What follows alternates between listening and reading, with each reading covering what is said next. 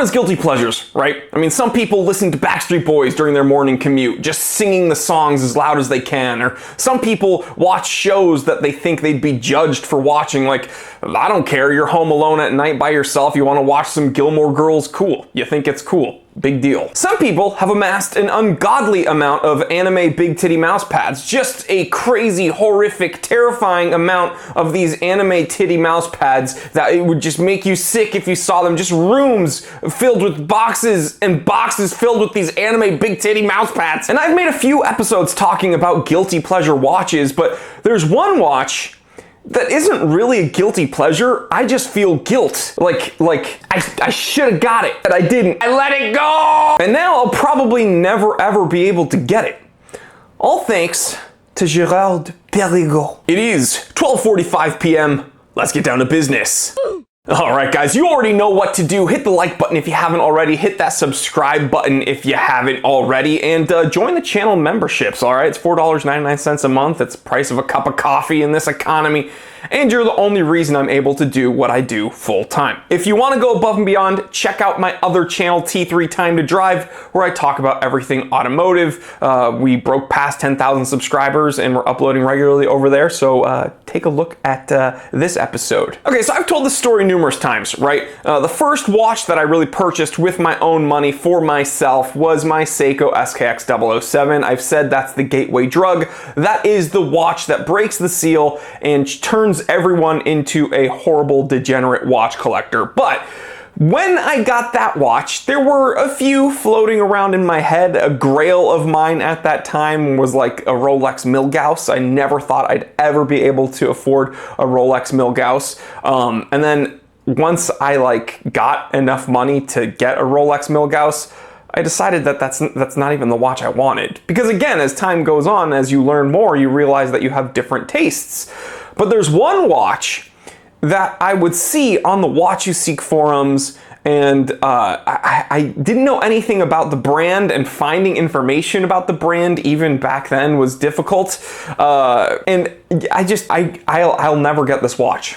I'll never get it. I will never get this watch. I'm talking about a Terrascope from Jean Richard. Now, you watching this may have never heard of this watchmaker, Jean Richard, and it's because, well, they're not around anymore. I know what you're thinking. Okay, it's one of these obscure, defunct, vintage brands that Jory likes to talk about. That's not the case, okay? We're not talking about Wittenauer. I mean, I wouldn't even say Wittenauer's that obscure, but we're not talking about one of these niche vintage watchmakers. I'm actually talking about a watchmaker that, yes, has been around for a long time, but they were making watches up until, you know, I don't know, 6 years ago. Okay, so now that I think of it, I'm not quite sure when they stopped making watches, but it was definitely at or around the time that I started the Time Teller channel, probably a little bit before that. So let's just call it like mid 2010s. Jean Richard had a bunch of very interesting watches in recent history. Specifically, I want to talk about the Jean Richard Terrascope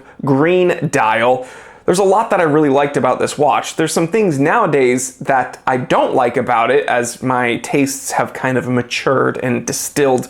We're going to talk about that in a moment, but you know, that flat bezel looked really, really tough. I liked the oversized crown. I liked the broad arrow hour hand. I liked the red splash coming from the arrowhead on the second hand. It does have a date complication at the 3 o'clock. Something about, I mean, green's pretty much my favorite color, right? And I just love how this watch looked. 100-meter water resistance rating, looked like something I could wear every day and not have to baby. And it was very different than my Seiko SKX. So when I saw this watch, I was like, I need to get one of these. They weren't very easy to find even back then, and they're even harder to find now. Now, if you type in Jean Richard on Watch You Seek, you'll see a bunch of forum posts asking what happened to this watchmaker. Now, the cool thing is we can jump to this timeline and find out exactly what happened to Jean Richard watches. 1665, the birth of Daniel Jean Richard in Switzerland. In 1681, this is seen as the founding year of Jean Richard watches because Daniel Jean Richard started his own workshop.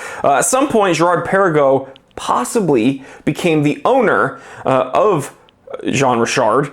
Sowind Group buys the brand and Jean Richard. Okay, so I'm not positive when Soen Group came into the picture, and neither is your Watch Hub, but Soen Group was a holding group that bought Jean Richard and Girard Perregaux. This is very important. Kering Group, which is a different holding group, buys a 23% stake in Girard Perregaux specifically. This is in 2008. In 2011, Kering Group becomes the owner by 50.1% of Soen Group. Okay, so not only did they gun for Girard Perregaux specifically, Kering Group came in and then became a majority shareholder or stakeholder in Soen Group. Okay, so now Kering Group is running Girard Perregaux and Jean Richard. And again, that 23% stake purchase initially in 2008 tells us really all we need to know. Kering Group really just wanted their hands in Girard Perregaux. They didn't really care about Jean Richard. And in 2012, Kering Group relaunches Jean Richard, but it's kind of, it's not very long lived because shortly after, all of Jean Richard watches ended up going on sale. Massive discounts, absolutely massive discounts. And then, Kering Group restructured their own holdings and decided to focus purely on Girard Perregaux, and they got rid of Jean Richard. So that's like literally, we just figured out exactly what happened. Kering Group was looking at everything they held, and they realized that some things gotta go, and unfortunately Jean Richard was one of them. So why do I say I'll never be able to get one of these watches? Well, it's because there are still Jean Richard watches being sold at massive discounts. Okay, you can find them online. For some reason, I guess everyone agrees with me that the green dial Terrascope is like the one to get because you rarely see them. Now, I know after I post this video, I'm sure I'll get a bunch of links of people showing me some that are for sale, and that's great. But I want to talk about some of the things that I don't like about this Terrascope now that I see it. First of all, it seems to be a bit too big. That's what she said. That's right, these came in around 44 millimeters, and for me, for an everyday watch, that's kind of too big. I mean, I do wear a Seiko Tuna all the time,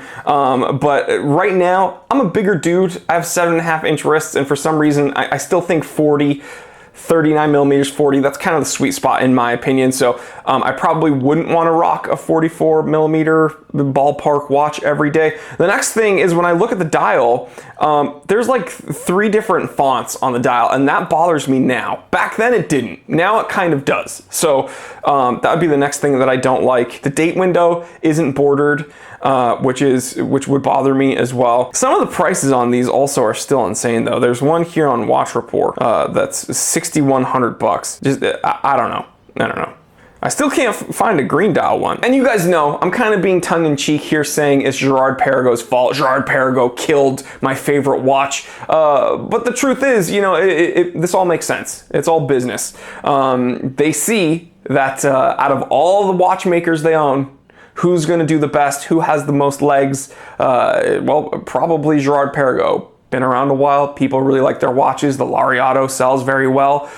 Let's put all our resources towards that, and we'll cut the rest. And they're trimming the fat there, and unfortunately Jean Richard was the fat that had to get trimmed. Would I like to see them come back? Sure. Yeah, I think it'd be really cool. Release a Terrascope and a green dial around 39 mil, and I will be very, very happy. So there you have it, guys. Another episode in the books. Let me know in the comment section below, do you have any experience at all with a Terrascope or with Jean Richard? Have you ever even heard of Jean Richard? If you own a Jean Richard, specifically a Terrascope ideally, and do you want to send it in for a review, I would really appreciate that. We do pay for shipping both ways, insured of course, and we'll even get you some time teller swag to go along with it just for helping out the channel. So email me at, let's see, info@thetimetellershop.com, info@thetimetellershop.com, and hopefully we can work something out and I can get my hands on a Jean Richard timepiece for the channel. I'd really appreciate that, guys. All right,